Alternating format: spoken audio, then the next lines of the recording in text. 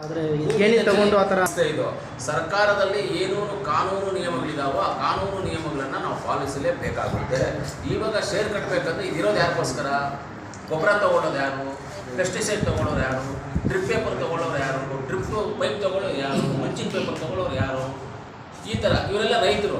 ನೀನು ರೈತನಾಗಿದ್ದರೆ ಮಾತ್ರ ಇಲ್ಲಿ ನಿನಗೆ ಶೇರ್ ಇರುತ್ತೆ, ರೈತನಿಲ್ಲ ಅಂದರೆ ಶೇರ್ ಇರೋದಿಲ್ಲ. ಯಾಕಂದರೆ ಸ್ವಂತ ಜಮೀನಿಂದ ಗೇಣಿಂಗ್ ಮಾಡ್ತಾ ಇರೋ ಗುಂಟೆ ಮೇಲೆ ಇರೋರಿಗೆ ಮಾತ್ರ ಮಿನಿಮಮ್ 20 ಗುಂಟೆ ಇದ್ದರೆ ಶೇರಿಗೆ ಇಲ್ಲಿ ಸಿಗುತ್ತೆ.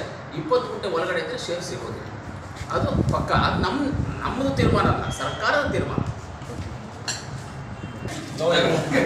ನೀವೇ ತಗೊಳ್ಳಿ ಫಸ್ಟು. ಹೆಣ್ಮಕ್ಳಿಗೆ ಏನಿದೆ ಖುಷಿ ನಮಗೆ ಚೆನ್ನಾಗಿ